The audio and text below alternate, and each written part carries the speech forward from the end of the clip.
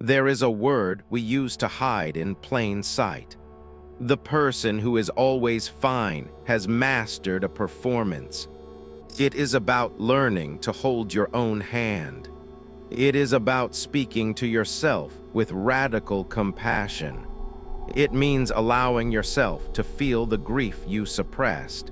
That grief is not a sign of weakness, but of healing. It is proof that what was once frozen is now thawing. Start by setting one small, almost invisible boundary. It could be as simple as saying, "I need a moment."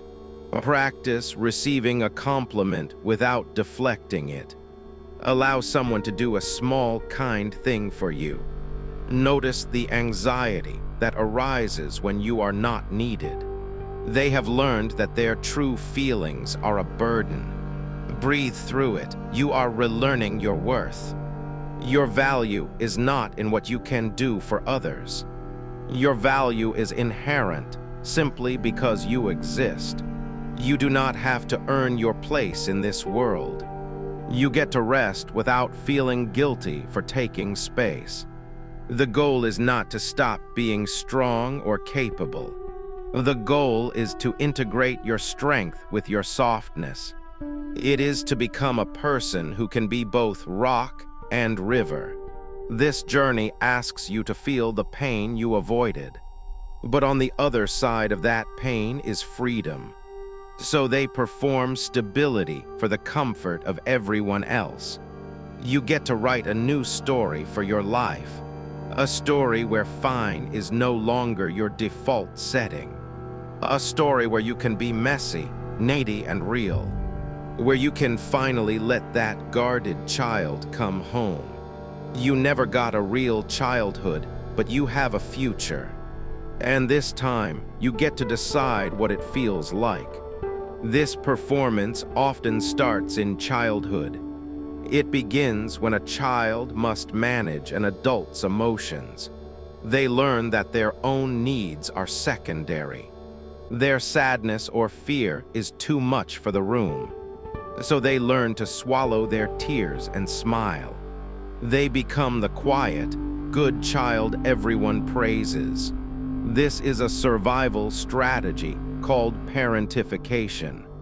It is the most common lie we tell others and ourselves. The child becomes the emotional anchor for the family.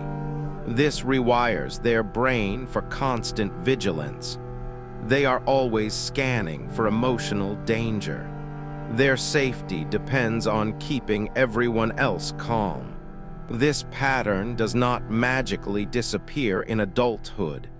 It follows them into their careers and relationships. The fine person is often the most reliable friend. They are the one everyone calls with their problems. Yet they cannot remember the last time they asked for help. They have built an identity on being strong. That word is fine, and it is a fortress. But this strength is a cage made of other people's expectations. Their body tells a story their words will not. You might notice a slight tension in their jaw when they smile. Their shoulders may be permanently braced for a weight. Their eyes might not fully engage in a genuine laugh. They often cross their arms not in defiance, but for comfort. This is a subtle form of self-hugging in a stressful world. Their posture is often perfectly controlled and contained. They rarely take up the space they truly deserve.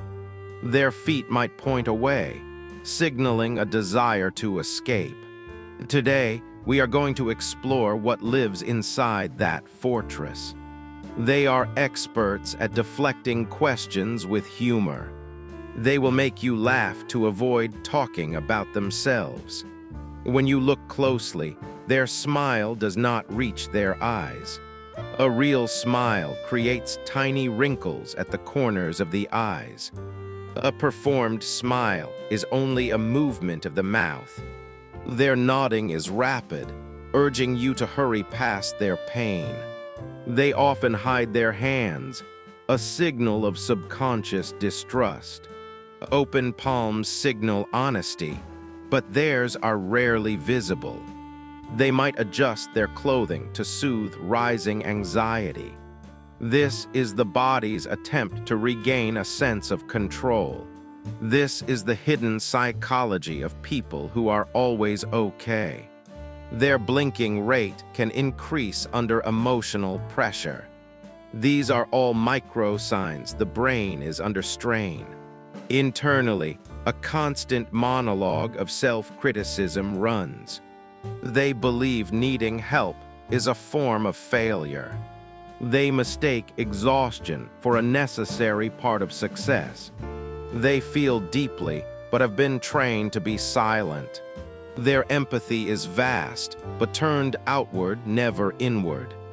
They absorb the emotions of everyone around them. Then they retreat to solitude to process it all alone. This solitude is not laziness. It is an essential recharge.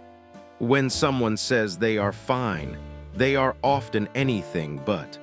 They are often highly creative and deeply observant. They notice the subtle details others completely miss. They can detect a shift in your tone or a hidden meaning. This hypervigilance was once a tool for survival. Now it leaves them perpetually tired and on edge. In relationships, they become the overfunctioning partner. They manage, plan, and fix everything without being asked. They wonder why they feel so resentful and unseen. The truth is, they never taught people how to see them. They are terrified of being perceived as a burden. This single word acts as a social shield. So they love in deeds, but struggle to receive love in return. They are often drawn to partners who need fixing. This recreates the familiar dynamic of their childhood. They are searching for a love that feels earned. Unconditional love feels suspicious and unfamiliar to them. They are waiting for permission to finally fall apart. But that permission never comes from the outside. The most dangerous part is that they believe their own mask.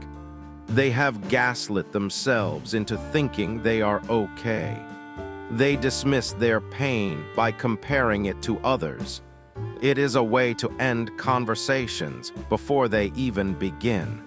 They say other people have it so much worse.